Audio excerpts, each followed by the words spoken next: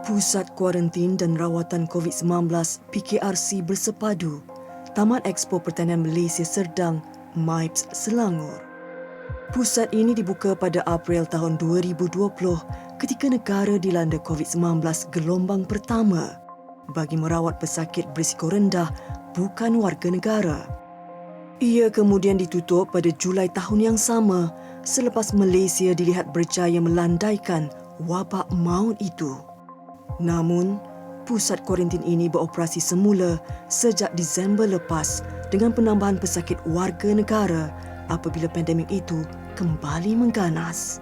Seminggu sebelum sambutan Hari Raya Aidilfitri tahun 2021, Majalah 3 telah diberi peluang membuat liputan eksklusif di sini. Susulan ramai rakyat Malaysia mula ambil enteng kenaikan kes COVID-19 secara mengejut. Hari ini, pesakit berisiko tinggi juga perlu dirawat di sini. Ia ekoran Hospital Sungai Buloh dan Hospital Kuala Lumpur tidak dapat lagi menampung pesakit kronik yang semakin bertambah. Jam menunjuk 10 malam 6 hari bulan Mei ketika umat Islam sedang sibuk menyambut Ramadan, di PKRC MIPS sedang bertarung dengan kemasukan pesakit COVID-19 secara mendadak. Dan di Kemah Maria, kami diberitahu sekarang ini sedang ada pesakit kritikal yang perlu dibawa ke Hospital Sungai Buloh.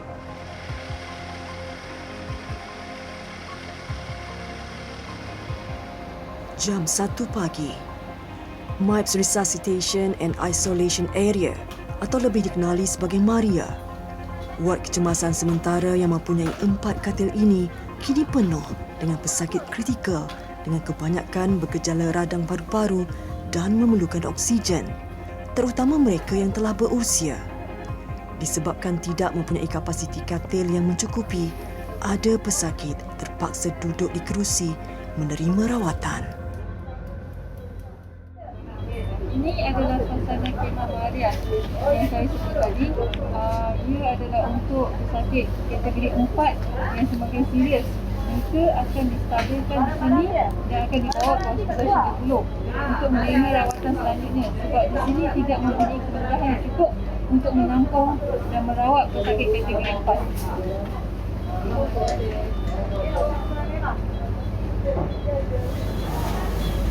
Maka ada sakit dada ke? Sakit dada? Dada sebenarnya juga ada.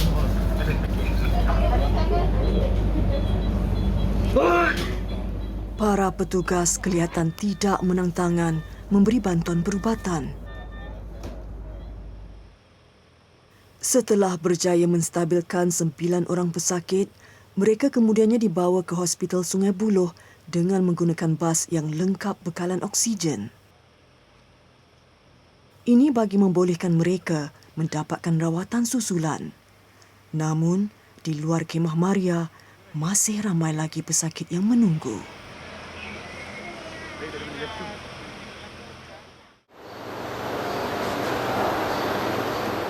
Ward Unit Rawatan Rapi atau ICU Hospital Sungai Buloh merupakan medan perang utama negara melawan pandemik COVID-19.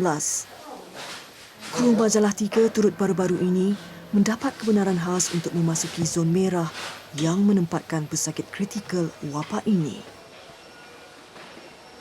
Sejak Oktober tahun lalu, Hospital Sungai Buloh telah diwartakan sebagai hospital khas untuk merawat pesakit COVID-19.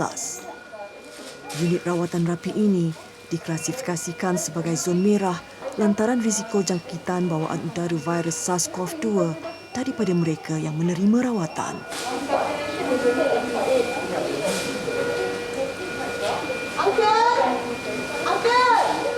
Seperti petugas lain yang bekerja berhadapan dengan pesakit COVID-19, petugas kesihatan ward ICU juga wajib menggunakan peralatan pelindungan peribadi atau PPE.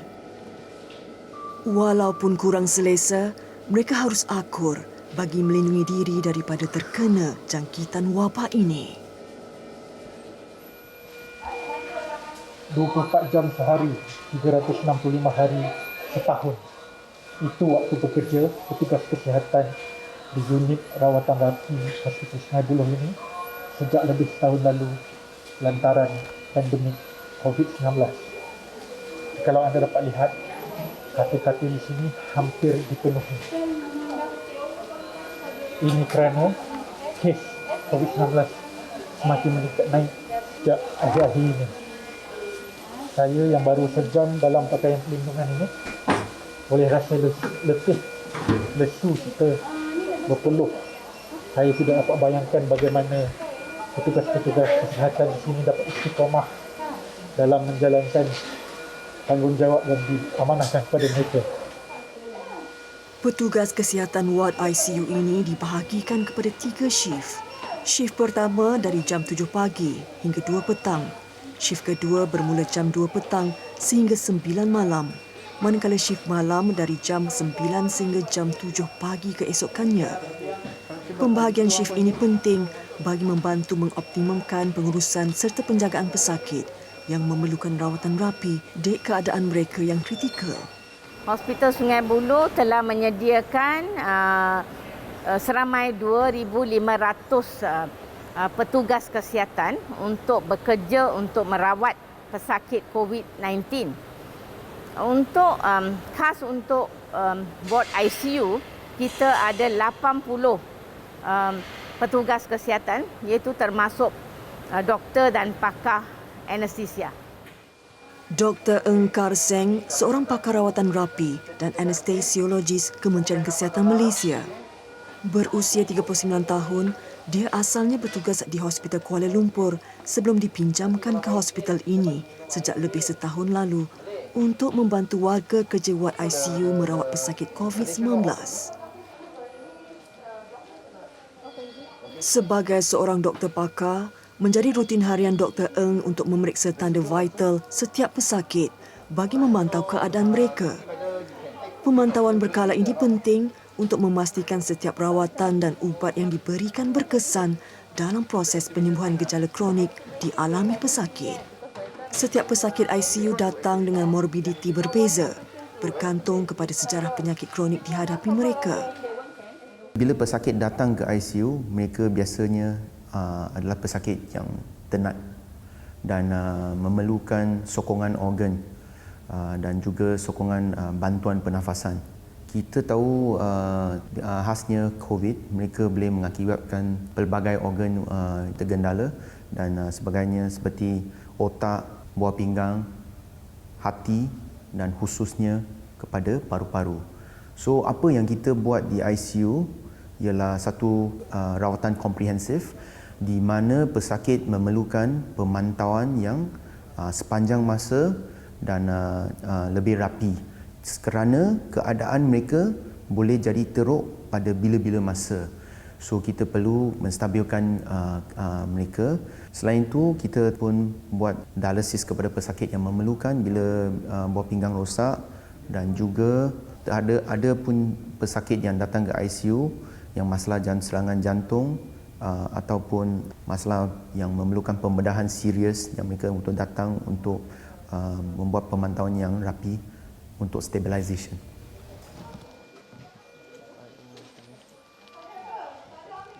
Kesemua pesakit COVID-19 yang ditempatkan di ward ICU memerlukan penggunaan alat bantuan pernafasan.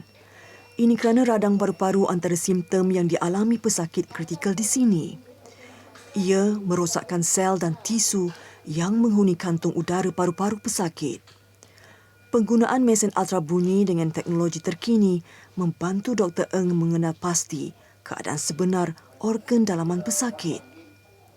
Maklumat yang diterima kemudiannya dikongsikan kepada jururawat untuk direkodkan. Ini bagi memudahkan pekerja kesihatan di ICU memilih proses rawatan seterusnya yang setimpal dengan keadaan pesakit.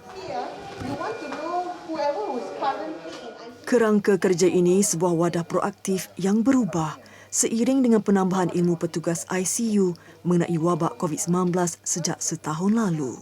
Masa Mac 2020, kita tidak tahu banyak tentang COVID. Ini seluruh dunia pun tidak tahu banyak tentang COVID, virus yang baru SARS-CoV. So, kita menghabiskan masa yang sangat panjang untuk merawati satu pesakit. Dia ambil 2 kali ganda bila kita rawat berbanding dengan pesakit sebelum yang bukan COVID. So, selain itu kita pun berwas-was sebab kita takut dijangkiti dan bekerja dalam PPE memang adalah dalam keadaan yang panas, memang lebih penat lah. So saya boleh ingat pesakit pertama yang saya jaga masa tu, mereka mengambil masa yang lama dalam mesin bantuan pernafasan. Lebih lama daripada jangkitan kuman bakteria yang lain. Dia hanya akan jadi lebih teruk pada minggu kedua. Biasa jangkitan kuman paru-paru kita ambil 2-3 hari boleh baik kalau respon kepada antibiotik. Yang kalau penyakit ni mungkin ambil lebih masa 5 hari, 7 hari sampai 2 minggu.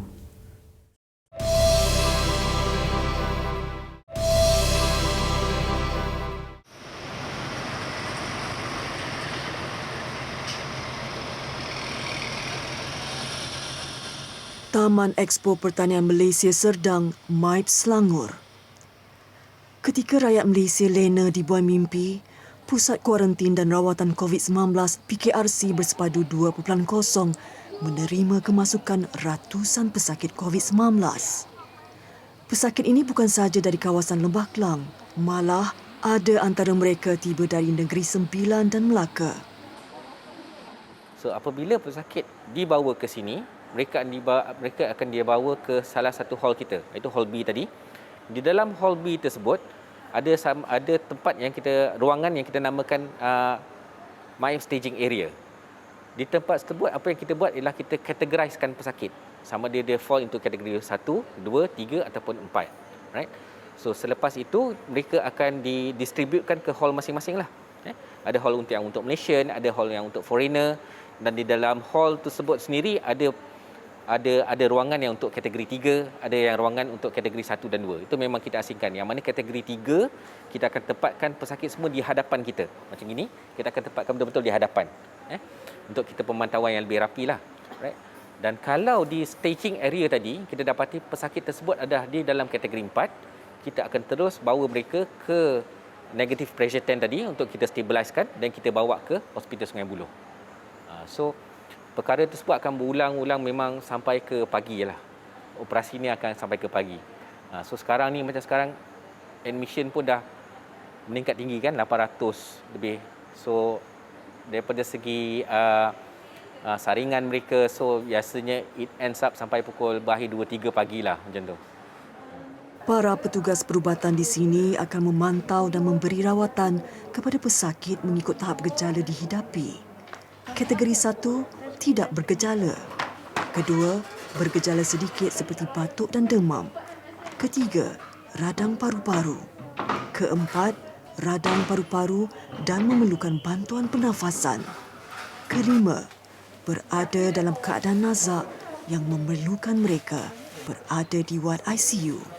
Dr. Shahabuddin Ibrahim telah diamanahkan untuk mengetuai pusat kuarantin terbesar negara ini. Mereka hanya mempunyai pasukan perubatan seramai 600 orang untuk mengendalikan pesakit lebih 4,000 orang.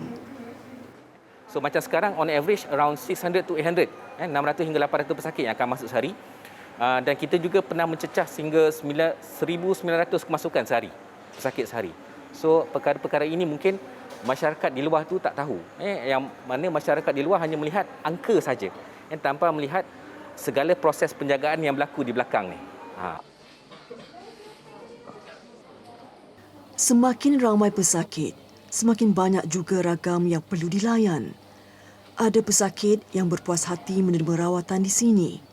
Namun, tidak kurang juga yang mahukan perkhidmatan seperti hospital swasta yang serba lengkap. Kepelbagaian ragam ini memberi tekanan yang besar kepada para petugas. Kita cuba sebaik mungkin dengan kekangan-kekangan tertentu, kita cuba sebaik mungkin untuk menjamin tahap penjagaan kita adalah tahap yang optimal. Tapi saya maklumkan dirilah, kekangannya adalah kerana di saat yang sama pada ketika ini di negeri-negeri lain juga mengalami masalah yang sama, kenaikan kes. So apabila kenaikan kes di semua tempat, kita tak dapat nak pool resources kita. Kita tak dapat nak consolidate dengan kaki tangan kita untuk membantu di sini. Yang mana ini yang boleh menyebabkan tekanan kepada kaki tangan lah.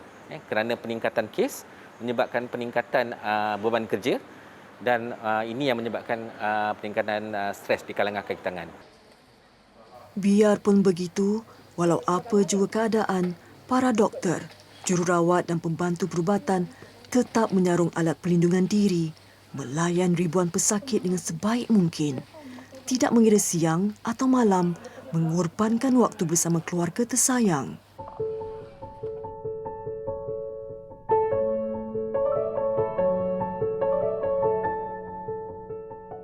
Jururawat ICU Hospital Sungai Buloh punya amanah besar dalam perang negara melawan COVID-19. Setiap pesakit yang ditempatkan di ICU perlu dirawat rapi mereka untuk memberikan peluang terbaik bagi pesakit sembuh seperti sedia kala. Jennifer Asha Clement antara jururawat yang telah berkhidmat di sini sejak sekian lama. Hari ini, Asha ditugaskan menyiapkan bilik intubasi ini untuk menerima pesakit ICU baharu yang silih berganti untuk mendapat penjagaan rapi jururawat di sini. Dekat ICU, kita jaga pasien satu nisbah satulah, which is satu jururawat akan menjaga satu pasien atau satu jururawat akan menjaga dua pasien. So pasien-pasien di sini adalah sangat kritikal. So kita memerlukan pemantauan yang sangat rapi. Lagi segi prosedur, kita di dalam ICU, kita akan membantu doktor dalam insert outline, insert CVL, dalam intubasi. Kadang-kadang kalau pasien ada bleeding, so kita mungkin menolong doktor dalam membuat scope, pasien buat bronch, so kita akan menolong doktor dalam assist sesuatu prosedur. Tapi kalau di ward mungkin dia tidak, sebab semua prosedur special ni akan hanya dilakukan di ICU. Berusia 33 tahun, graduan diploma kejururawatan ini tidak menang tangan merawat serta menjaga pesakit COVID-19 yang kritikal.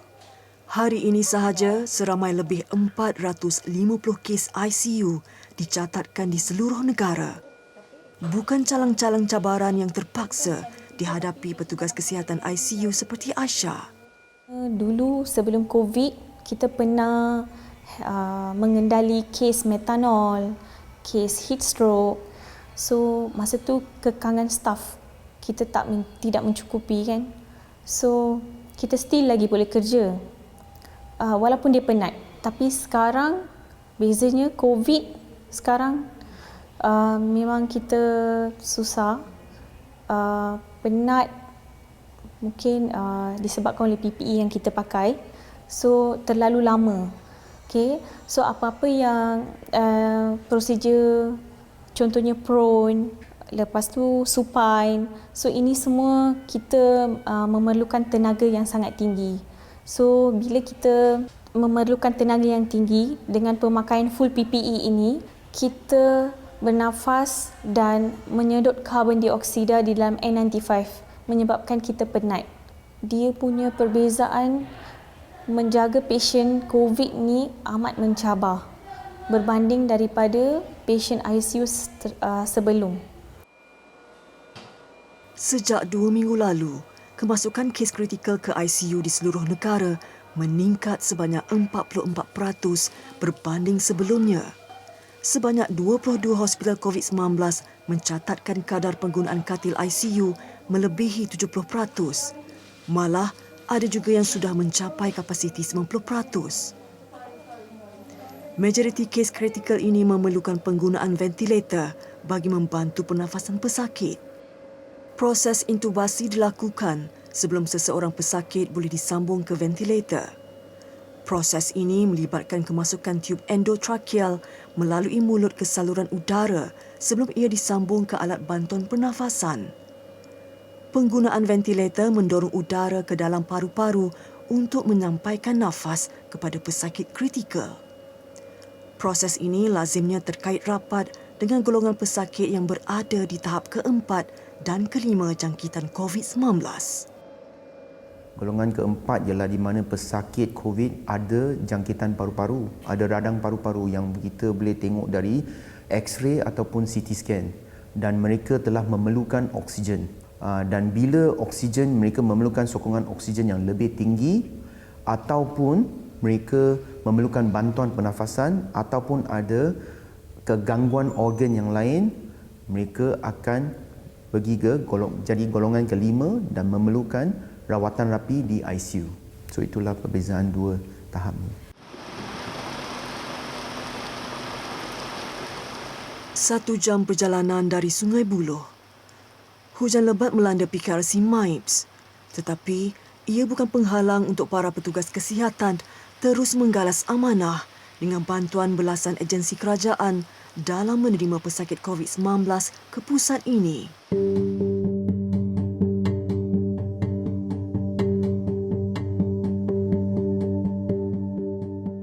Di dewan yang menempatkan pesakit berisiko rendah, golongan wanita dan kanak-kanak ini, lensa Majalah 3 sempat merakam gelagat seorang jururawat yang sedaya upaya melayan kerenah seorang kanak-kanak yang menangis meminta gula-gula.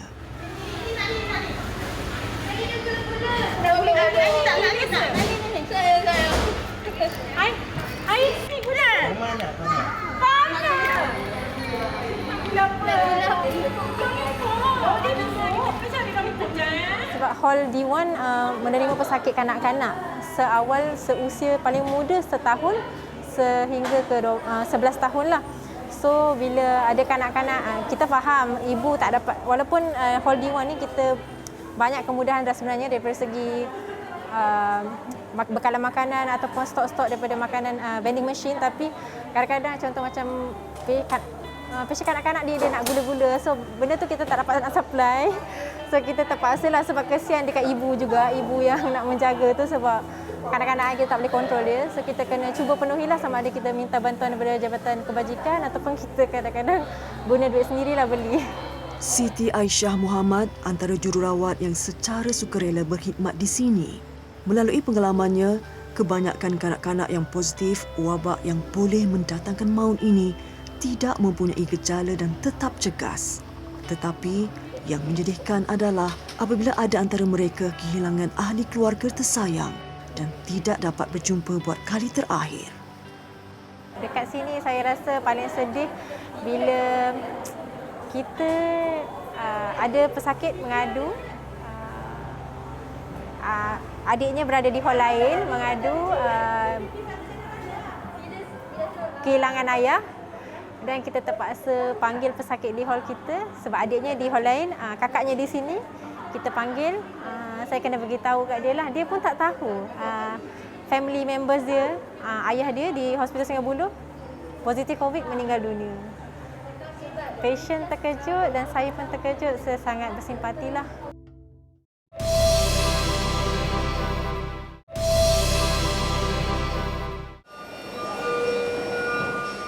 Unit rawatan rapi atau ICU Hospital Sungai Buloh menempatkan pesakit kritikal tahap 4 dan 5 wabak COVID-19.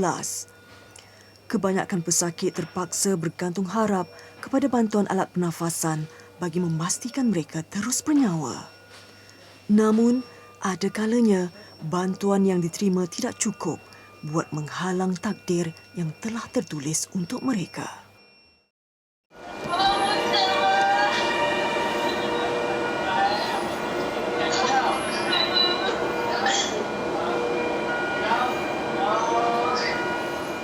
Bila ajal sudah memanggil pesakit COVID-19, panggilan video menjadi wadah akhir insan tersayang, melempiaskan ucapan selamat tinggal.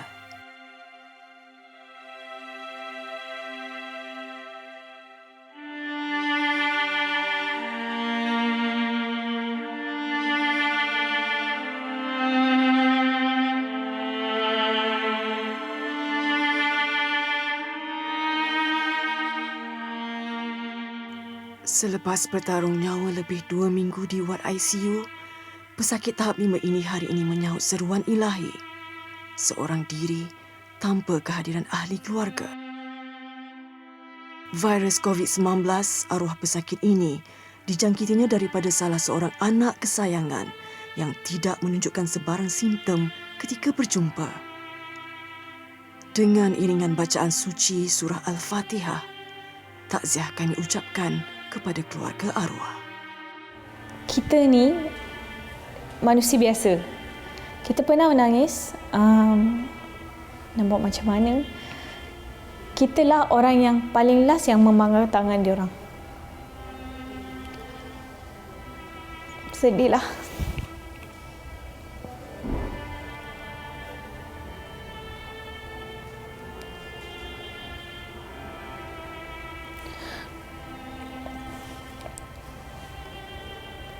Kita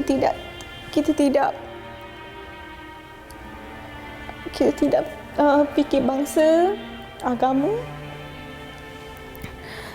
Bila pesakit tu meninggal, kitalah orang paling yang memegang dia. Kawan-kawan yang Melayu akan mengucap.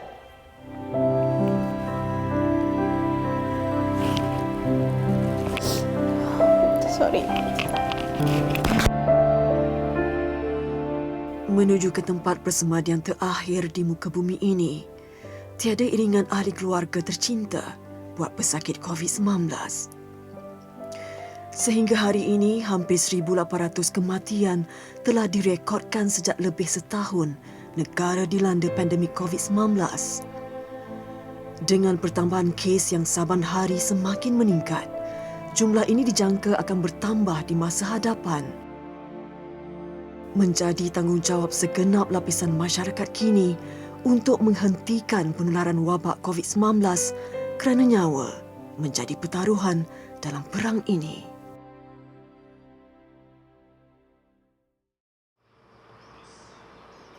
Bertapak di selatan ibu kota Kuala Lumpur, biasanya waktu pagi adalah waktu barisan perubatan PKRC MIPS membuat rawatan susulan pesakit COVID-19 seperti mengambil suhu dan tahap oksigen serta memberikan ubat mengikut gejala pesakit.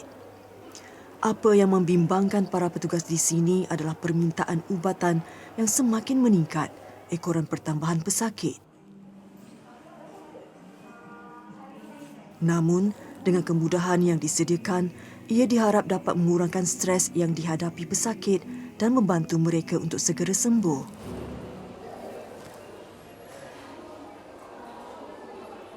Antara penghuni yang tertekan dengan pandemik ini adalah Suhaili Yahya. Dia antara ibu yang negatif wabak itu tetapi perlu berada di sini menemani anak kecilnya yang positif.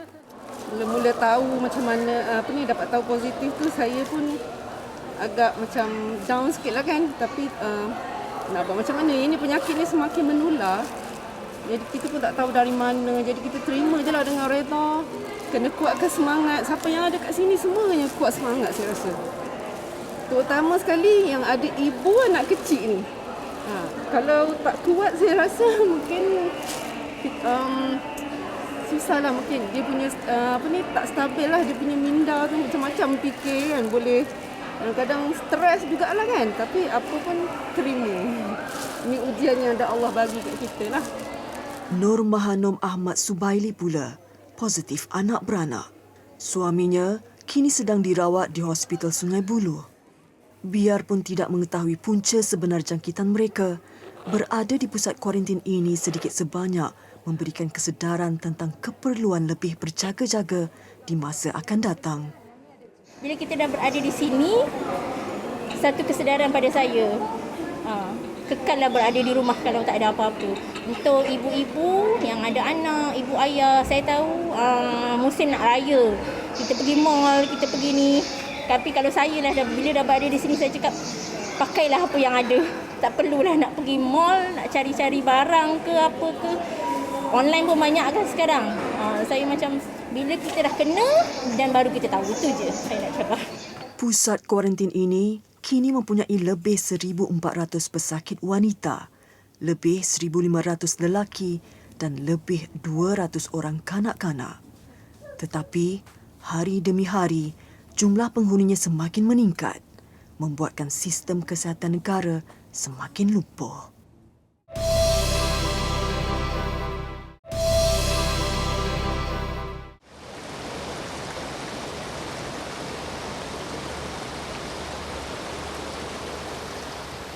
Bagi petugas kesihatan ICU seperti Aisyah, menjadi barisan hadapan dalam perang terhadap COVID-19, ruang untuk mereka berbakti kepada negara. Biarpun sistem kesihatan hampir lumpuh kerana peningkatan kes positif mendadak, jururawat ICU Hospital Sungai Buloh akan terus menggembling tenaga, merawat serta menjaga pesakit kritikal yang bersilih ganti hadirnya. Ia janji dan sumpah yang telah diangkat jururawat ini ketika memulakan kerjaya mereka bersama Kementerian Kesihatan Malaysia. Tiada apa yang mampu menggugat iltizam barisan hadapan ini dalam memberikan khidmat terbaik. Sesuatu yang kita buat ni kena datang dari dalam. Tak boleh kerja robot lah. Orang cakap orang suruh buat. So kita tak tahu kenapa kita buat sesuatu tu. So apa-apa kita buat, dia kena datang daripada perasaan sendiri. Sebab kalau kita tidak berdikari, kita tidak prihatin dengan kerja yang kita buat, tidak mengambil tanggungjawab, so ia tidak akan memberi sesuatu servis yang bagus untuk pesakit tu, untuk memenuhi kriteria yang dia perlukan dalam ICU. Sebab dalam ICU pesakitnya kebanyakan dalam 90% semua pasien dikomakan. So kalau kita tidak bertanggungjawab di situ, pesakit mungkin meninggal.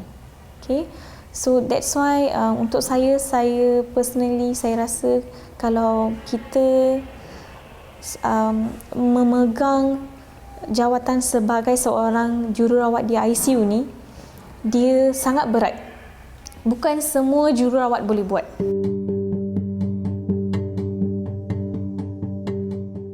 PKRC MIPS Serdang Selangor.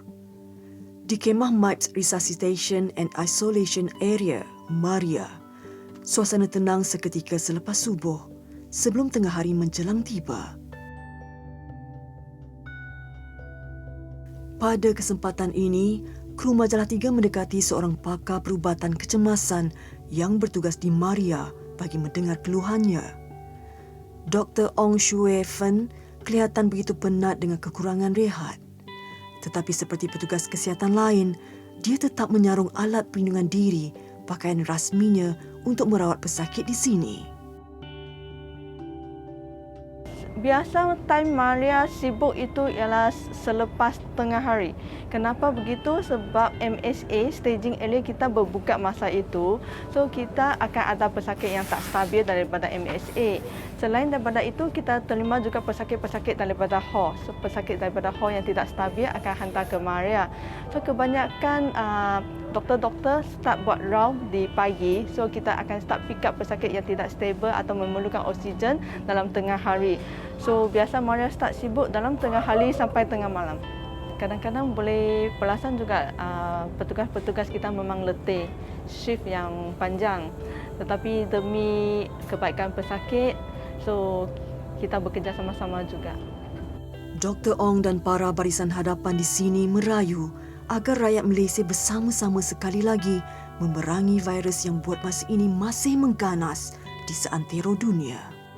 Mungkin kita semua kena menjalani tanggungjawab kita, mematuhi SOP, sentiasa pakai mask, memastikan perjalanan fizikal. Saya sendiri mematuhi SOP masa kerja, so sentiasa pakai mask, kerap cuci tangan, dan sebelum balik rumah kalau boleh kita akan cuba mandi dan tukarkan pakaian dulu supaya kita tak bawa risiko balik ke rumah.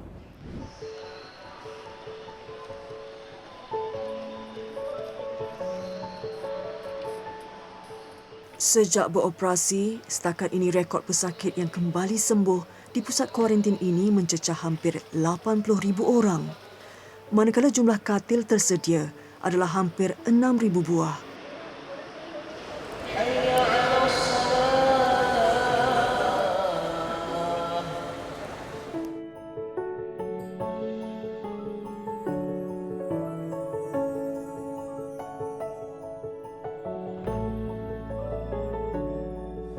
Namun, berapa lama lagi pusat ini mampu bertahan? Sama seperti pusat kuarantin dan hospital lain. Seperti rakyat Malaysia yang lain, petugas kesihatan dan penghuni di sini juga sudah lelah menanti garisan penamat yang tidak kunjung tiba. Memang saya pun tak kerja, memang dah lama saya tak pergi kat surau. Sudah main tahun juga, hampir 1 tahun.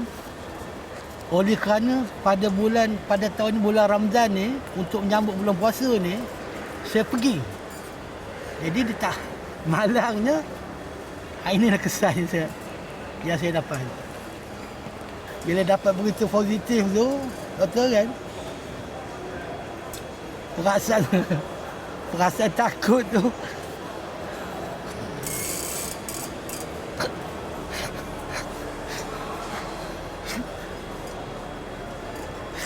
Sembang. Mereka-reka. Betul.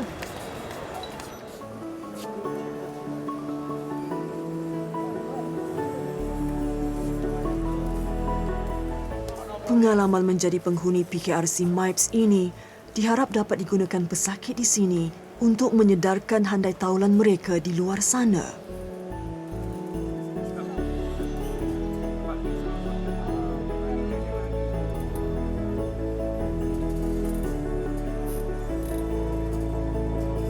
Abang ipar saya, dia positif.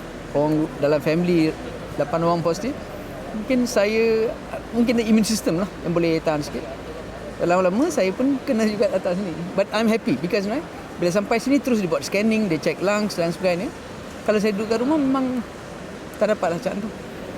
So bagus dia kalau kita dah infect tu, coming here is excellentnya ni choice.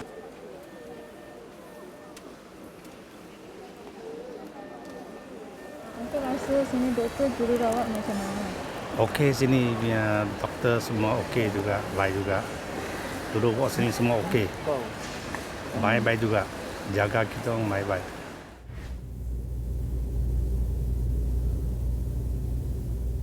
Peningkatan kes positif COVID-19 yang naik mendadak sejak kebelakangan ini sememangnya memberi kebimbangan kepada barisan petugas hadapan.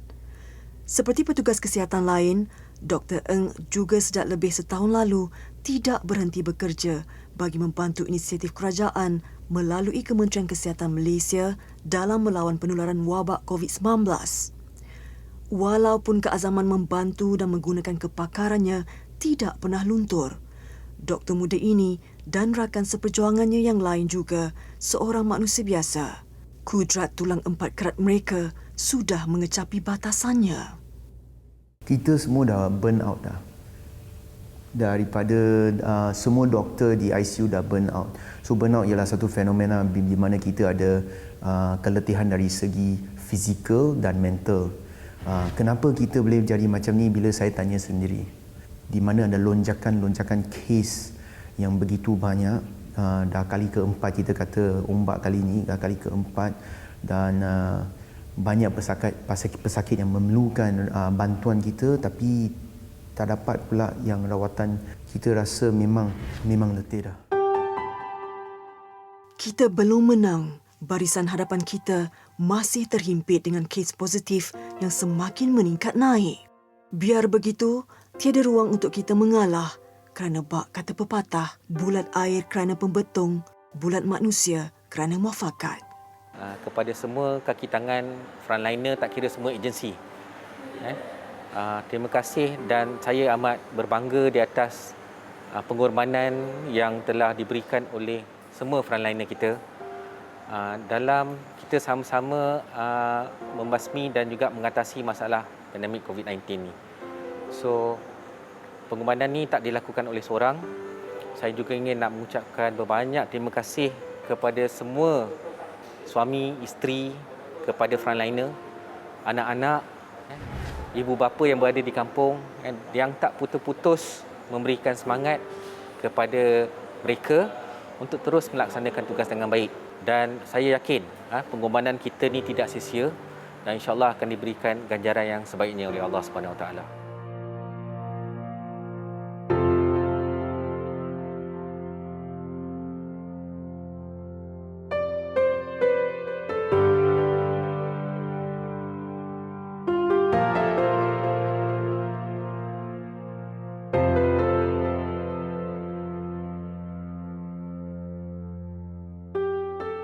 Wahai rakyat Malaysia, sedarlah peningkatan kes COVID-19 ini adalah benar.